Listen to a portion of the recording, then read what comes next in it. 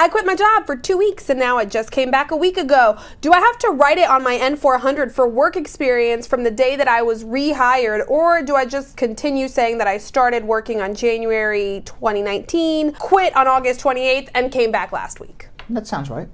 So you say you quit and then you came back? Yeah. Great. You might as well tell the truth. It doesn't really matter. Right. Right. Nice. Shireen McFadden saying, I got charges dismissed in 2017 and this happened overseas. Now I'm applying for citizenship. The letter doesn't come any explanation.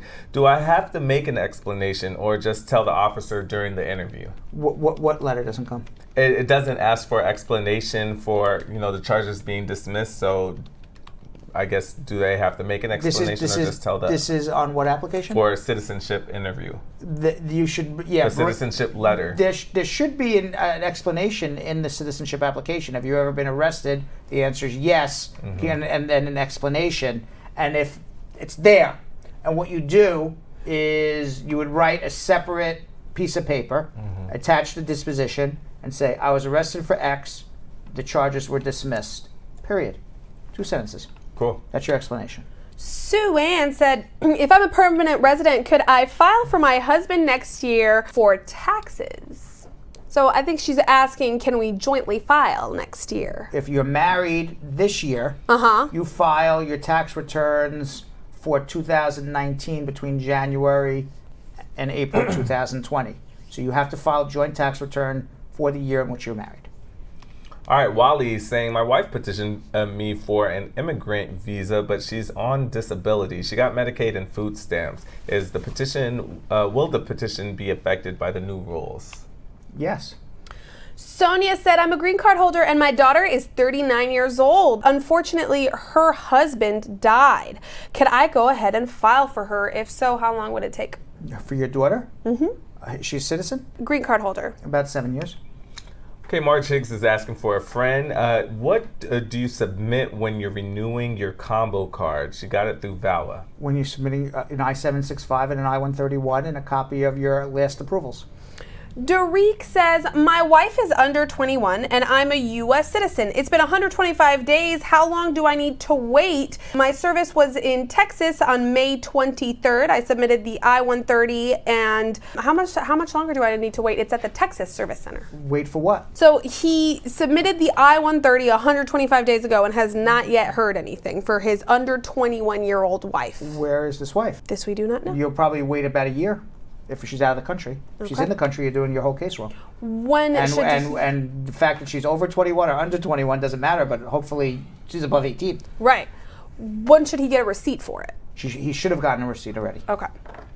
Alina S. saying, is it going to be a problem if I filed for asylum in 2015, got married to a U.S. citizen, and filed for the I-485 and never withdrew the asylum? You have to. Yes, it's a problem. You got to withdraw the asylum. Okay. Now she wants to apply for Vawa. Who wants to apply for Vawa? Alina. Yes, you can apply for Vawa, but you need to withdraw the asylum, and we have to hope that Vawa is extended. Right. DJ Killer Buzz said, what's the next step after filing an I-601 waiver? The next step after is it gets approved. After it gets approved is what the... Is it an I-601 or an I-601A?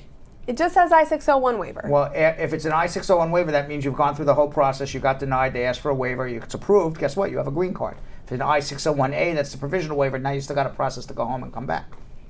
Vawa is saying, I filed for asylum and withholding of removal with genuine reasons after 4 years. Can I also file for Vawa because my U.S. wife abused me and we're getting a divorce in a couple of weeks? As long as Vawa is extended, yes. Tanisha, right? Yes. Tanisha said, if I got married after my husband became a green card holder, when he becomes a citizen, will I automatically become one when he does, or will I have to file after 3 years? Just curious. You have to file after 3 years. Derek saying, about to renew my expired 10-year green card and naturalize.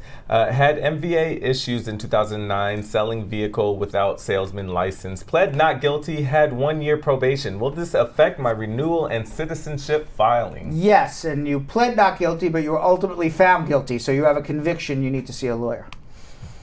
Eva Tweet said, my dad's in Jamaica. He was deported 30 years ago, and my parents filed an I-130 petition under the F3 category. It was approved back in 2007, and they just started processing our case. We're required to do step 2 of the DS-260. Would he need further documentation like a waiver or a forgiveness form to increase our chances of being approved? Why does he need a forgiveness form? He was in possession of a gun, but not killing or harm was involved, and he was banned for 3 years. Who is this? Dad, who's currently in Jamaica and was deported 30 years ago. And who's filing? They're filing for dad who was deported 30 years ago? He's filing for dad, yeah. Oh, you need a whole bunch of waivers, and I don't know if he'll ever come back. We need to see all these convictions and why he was deported. Okay. All right, it's not that simple. Okay. Okay. AJ is saying, Brad, is the following enough evidence for a I-751? Joint car lease, joint house mortgage and bills, joint auto insurance, joint bank account, and tax pics together on vacations, or should I add more?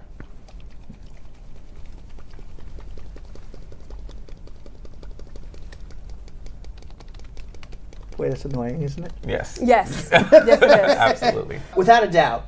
Magic 8 Ball says without a doubt. Okay. Without a doubt, not bad. I don't know. The more the better. When you're filing an I-751, the more the better. Okay, and if you're going to ask me, is this enough? I have no idea. All I can tell you is the more the better.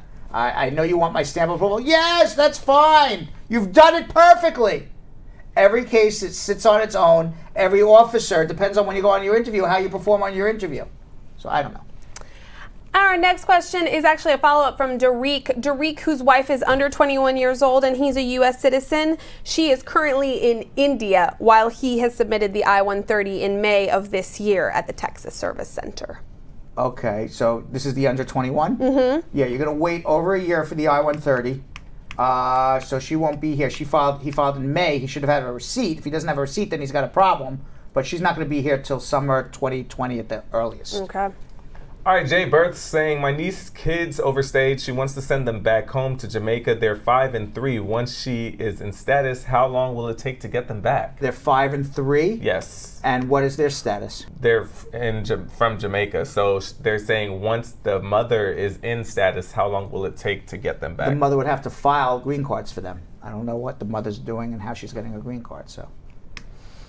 Alea said, can a U.S. citizen husband sponsor his wife for a green card even though he's got a restraining order from the mother of his little daughter?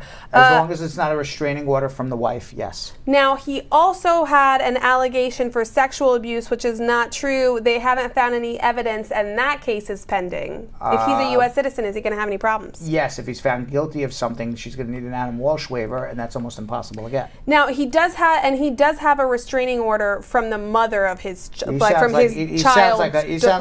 sounds like somebody you double check, make sure you're okay to be with this person. Right. Yeah. Yeah. I mean, he's got sexual abuse allegations, restraining order orders. from baby mama. There was violence against baby mama. Right. So I'm assuming immigration would take a closer peek at that. The U.S. citizen could have all the convictions in the world. The only conviction a U.S. citizen can't have is sexual abuse. Okay. Okay. And now he has that charge against him. Yeah. All right, Ken Kibet saying, wow, a question for the ultimate super god, Brad. Where's I'm no super god. Damn, y'all. Does that make us his disciples? No, I'm not. Are we apostles? No. I think no. no. Okay. I would look good with a halo, though. No, I'm just a chubby human with a fat brain. Look at the big brain on Brad. Yes. All right. So, does hardship, for example, having an expired work permit, help in family court with things like child support? Please elaborate such a situation. Wait, what kind of hardship? An expired work permit.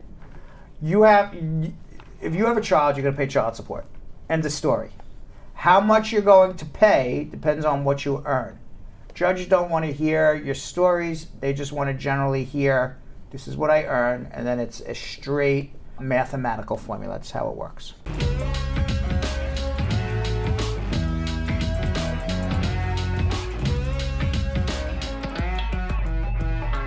Thanks for watching. For more Brad Show Live, like and subscribe to our YouTube channel.